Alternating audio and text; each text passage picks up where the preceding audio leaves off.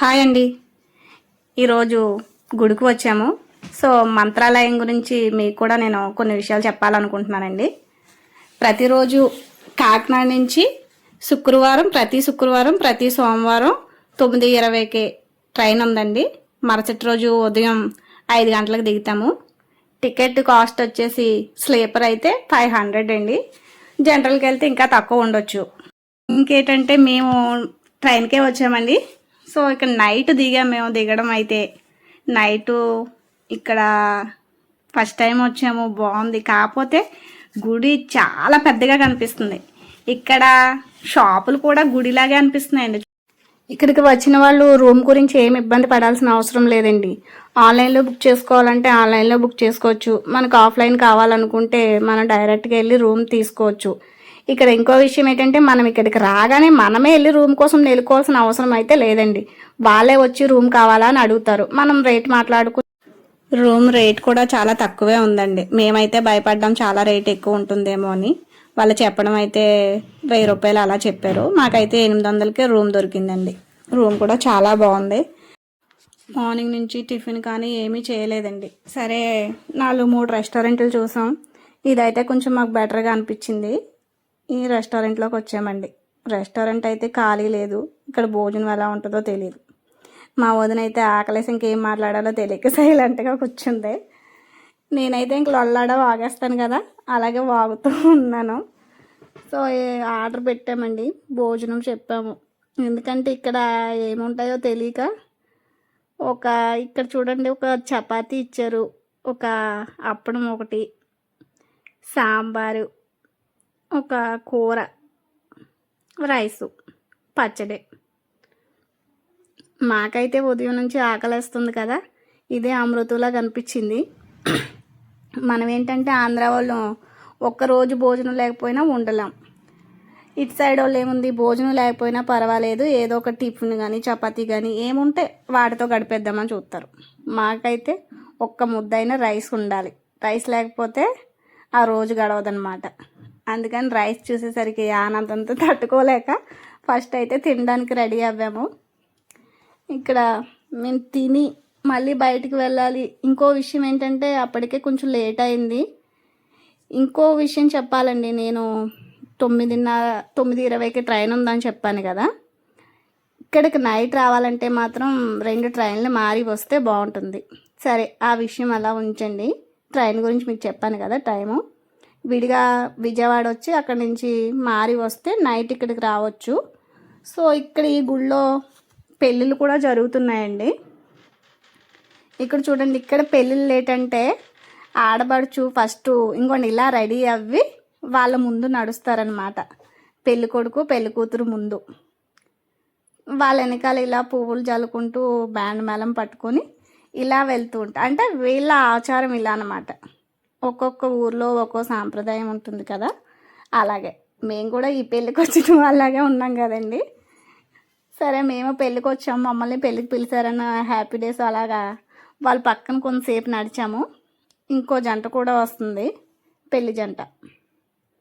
చూడండి, నైట్ వల్ల మనకి లైటింగ్స్ ఇక్కడ లుక్ బాగా కనిపిస్తుంది అనమాట. అదే ఉదయం టైం అయితే ఇంతలా కనిపించదు. ఎందుకంటే సెట్టింగ్స్ ఏమి ఉండవు కాబట్టి మనకు ఓన్లీ గుడి మాత్రమే కనిపిస్తుంది. నైట్ రావడం వల్ల గుడి సెట్టింగ్స్. ఇంకొకటి ఏంటంటే ఇక్కడ చాలా ప్రశాంతంగా ఉందండి. ఖాళీగా ఉంది. చెప్పాలంటే చాలా ఖాళీగా ఉంది. ప్లేస్లో అందరూ ఎక్కడైనా కూర్చోవడం కానీ, విశ్రాంతి తీసుకోవడానికే కానీ, జర్నీ చేసి వచ్చి మనం రూమ్ తీసుకున్న రూమ్లో మనం బ్యాగ్స్ అయ్యి పెట్టేసి ఇక్కడికి వచ్చి ఒక గంట అయినా విశ్రాంతి అలా తీసుకుని గుళ్ళోకి వెళ్ళి అలా ప్రశాంతంగా చూసి మళ్ళీ మార్నింగ్ టైం వచ్చి మనం దర్శనం చేసుకొని మనం రిటర్న్ బయలుదేరొచ్చు. ఇక్కడ చూడండి, ఇంకొక విషయం ఏంటంటే లోపలికి వెళ్ళాలంటే మగవాళ్ళు మాత్రం షర్టు లేకుండా బనీలతోటి మాత్రం వెళ్ళాలండి. లోపలికి వెళ్ళిన తర్వాత క్యూ ఉంటుంది. ఇక్కడ నేను వెనక్కి ముందు ఎందుకు మాట్లాడుతున్నానంటే, కొంచెం నైట్ వెళ్ళొచ్చాం కదా, కొన్ని తెలుసుకున్నాయి. ముందు వీడియోలు ఎంత సరిపోదేమో అని మీకు ఫస్టే చెప్తున్నానండి. మేమైతే ఇంకొన్ని నైట్ అయిపోయింది కదా, మళ్ళీ మార్నింగ్ ఫ్రెష్ అప్ అయ్యి మళ్ళీ గుడికి దర్శనానికి బయలుదేరామన్నమాట. చూడండి, మార్నింగ్ అనేసరికి మనకి లైటింగ్ ఏం కనిపించట్లేదు. ఇక్కడ ఇంకోటి ఏంటంటే లోపల ఏమైనా ప్రవచనాలు జరిగితే కనుక అది మనకి లైవ్ బయట కనిపిస్తుంది. ఇక్కడ ఇంకోటి ఫోన్స్ కూడా లాకర్లో పెట్టడం అలాంటివి ఏమీ లేవు. మనం డైరెక్ట్ ఫోన్ కూడా తీసుకెళ్ళొచ్చు. జస్ట్ లోపల మాత్రం దర్శనం చేసుకునే దగ్గర వీడియో తీయకూడదు. మిగతా ప్లేస్ అంతా కూడా మనం వీడియో తీసుకోవచ్చు, ఫోటోలు తీసుకోవచ్చు. చూడండి, ఇదంతా ఖాళీగా ఉంది. మేమైతే మాట్లాడుకుంటూ అలా ఎంజాయ్ చేస్తూ చాలా హ్యాపీగా మనశ్శాంతిగా, అంటే మంత్రాలయం అనేసరికి ఒక ప్రశాంతత అన్నమాట గుడి. అలాగే నిజంగా ఇక్కడికి వచ్చిన తర్వాత చాలా ప్రశాంతంగా అనిపించింది. ఇక్కడ రద్దీ అయితే ఎక్కువ ఏమీ లేదు. ఎక్కడెక్కడి నుంచో దూరం నుంచి కూడా చాలా జనాలు వస్తూ ఉన్నారు, చాలామంది. ఇక్కడ ఇంకోటి గుడి చుట్టూ మనం మగవాళ్ళు సాష్టాంగ నమస్కారం చేస్తారు కదా, అలాగే ఆడవాళ్ళు కూడా ఇక్కడ సాష్టాంగ నమస్కారం చేసుకుంటున్నారు. అంటే అలా చెయ్యాలేమో అని మేము కూడా చేయాలనుకున్నాము. అంటే పైనుంచి కనిపిస్తుంది అనమాట, కిందికి వెళ్ళిన తర్వాత మేము అలా చేద్దాంలే అని అనుకున్నాము. సో గుడి చూడండి, గుడి చుట్టూ ఇలాగా క్యూ అయితే మాత్రం రద్దీ లేదు, చాలా ఫ్రీగా ఉంది. దర్శనానికి గట్టిగా అయితే ఒక పావు గంట 20 నిమిషాల్లో మనకి దర్శనం అయిపోతుంది. ఇక్కడ చూడండి, షర్ట్ తీశారు కదా, జస్ట్ మీకు చూపించడానికి కుదరలేదు, షర్ట్ తీసి లోపలికి వెళ్ళాలి. అలాగే ఇక్కడ సాష్టాంగ నమస్కారం చేసి చిన్న బిట్టు చూపించాను మీకు, అది కూడా అంతే తీయగలిగానండి. ఎందుకంటే లోపల వీడియో తీస్తే ఏమైనా అంటారేమో అని భయపడ్డాం తప్ప వీడియో తీయడానికి ఇబ్బంది ఏమీ లేదు, తీసుకోవచ్చు. సో మాకు మళ్ళీ రిటర్న్ ట్రైన్ టైం అయిపోతుందనో కొంచెం హడావిడి. మీకు ఏదైనా నేను ఇందులో సరిగా చూపించకపోయి ఉంటే కనుక మీరు ఏమనుకోవద్దు. మీకైతే నేను చాలా చెప్పడానికి ట్రై చేశాను. అలాగే ఈ వీడియో గురించి, గుడి గురించి మీకు ఇంకా ఏమైనా తెలుసుకోవాలనుకుంటే ఫస్ట్ గుడికి వెళ్ళండి. గుడికి వెళ్తే మనశ్శాంతి ఉంటుంది. గుడి గురించి కూడా చాలా విషయాలు తెలుసుకోవచ్చు.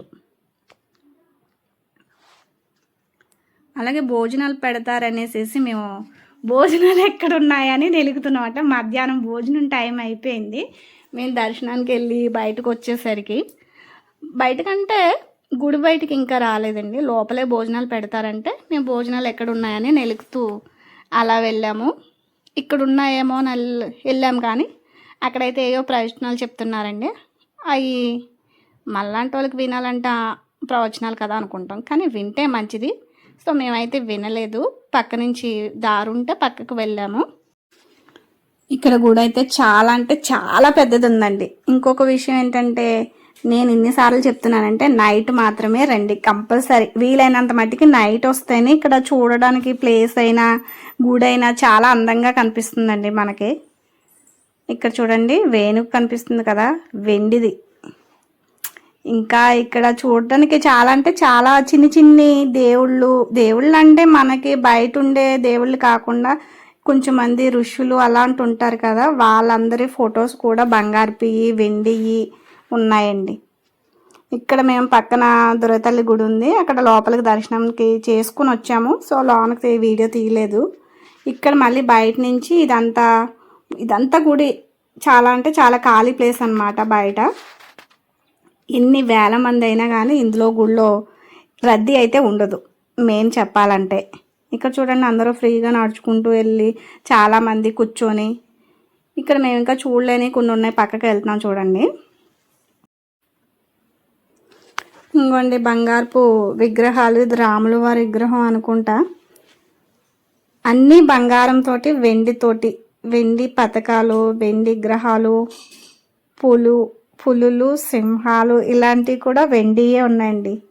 ఇక్కడ చూడండి, విష్ణు చక్రం ఉంది కదా, అది కూడా వెండి బంగారం. ఇవంతా వెండితో బంగారంతో చేసినవండి. ఇవంతా మీకు స్లోగా చూపిస్తున్నాను.